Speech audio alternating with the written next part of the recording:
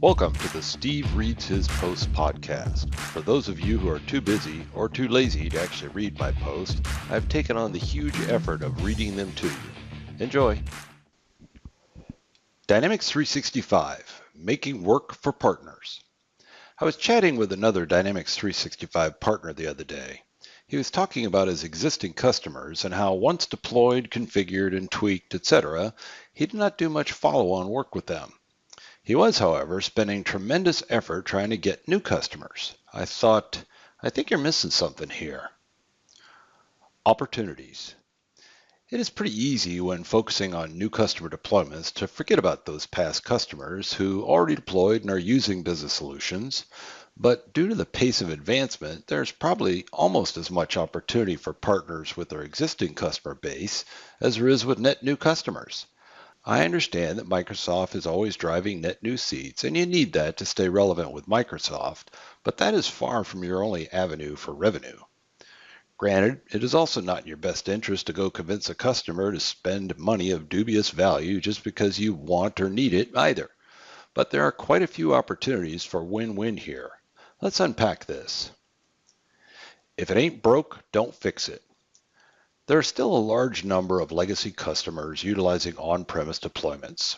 For many, their interest level in a migration to the cloud has not been very high. Initially, it was about security FUD. Then it was about not seeing enough value to justify the cost of migration. Today, both of those arguments are complete bullshit. While you can make a nice piece of change migrating your on-premise customers to the cloud, their ROI on that investment will probably be among the highest you can offer them. On the cloud, now what? Presumably, most of your customers have already made the migration to, or they started out on, the cloud version of customer engagement. But they could have actually done that about 6 or 7 years ago by now. Sure, they would have had to upgrade several times since then, but that does not mean they're taking advantage of everything there is to offer. In fact, it is less likely that your existing customers are up to speed than your brand new ones. Your existing customers who signed up a long time ago stop paying attention to what is happening and are instead focused on their own business or industry. Remember, while Dynamics 365 may be incredibly important to us partners, it is not nearly as important to our customers. It is really your responsibility as their partner to make them aware of opportunities to further enhance their businesses with Dynamics 365. You do this by making them aware both of whole new capabilities or more efficient new options for accomplishing things they're already doing. In addition, you need to be communicating features that they are using that are being deprecated. Feature a day. I would not be surprised if unbundled there was not a new Dynamics 365 feature being released for each day of the year. Fortunately, or maybe not, we get them in waves. The first thing we all do is try and absorb them so we can explain their value to our new customers. At the same time, we should be identifying those features that an existing, but maybe quiet, customer could get out of it. For half of the methods you used 2 years ago in a customer's deployment, there's a better way to accomplish that today. Is it worth the cost to change? That's what needs to be determined for each customer based on how they're using the product. No budget. I hear you. Customers do not have any budgets for enhancements. I call bullshit again. If you can demonstrate to a customer some enhancement that will increase their efficiency or effectiveness to a degree that their gain is more than their cost, they'll find the budget for that.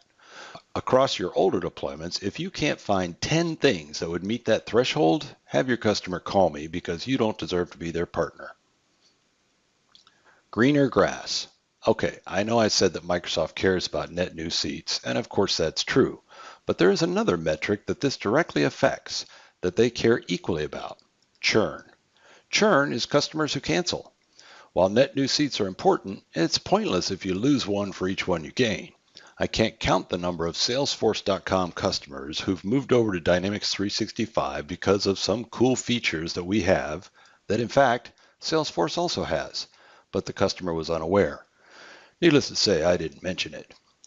Today, between everything that Microsoft brings to business solutions, from within the product to across other connected Microsoft products, I can't think of a single feature or capability that Salesforce has that we don't have an even better answer for. Do your current customers know that? Some examples. Unified Interface, App Designer, Power Apps, and Flow. 4 new things that within each hold tons of opportunities to exceed the threshold I mentioned above. There are many, many more, but these are no-brainers. I think the number one reason these are not presented more often to existing customers is that not enough partners are up to speed on them. If you're in this business, you need to be up to speed, as hard as that is to do. Otherwise, again, you don't deserve to be your customer's partner. These are some good examples of things to enhance and extend and add value to your customer deployments. But how about whole new things? New first-party apps. When you did that customer deployment a few years ago, were they thinking about marketing? At the time in the first-party arena, you had little to discuss, but today with Dynamics 365 for marketing, there's a whole discussion to be had. What about field service? What about project service? My guess is that a significant number of your older deployed customers are not only not using these, but are probably not even aware of them. Whose job is that? Are you waiting for them to call and ask you? Third-party apps. ISVs are not static. Every day there's a new ISV solution being launched to solve one of your customers' problems. In addition, existing ISVs are hard at work advancing their offerings to be better, faster, and more capable. Your customer has even less chance of discovering these than the first-party apps that they probably don't know about either, unless you're making them aware. My suggestion: if you are not already, take about a third of your new client generation motion and redirect it towards your existing customers. In my opinion, there is no possible excuse for any Dynamics 365 customer to ever leave Dynamics 365 for Salesforce.com or leave their current partner either, except a complacent partner.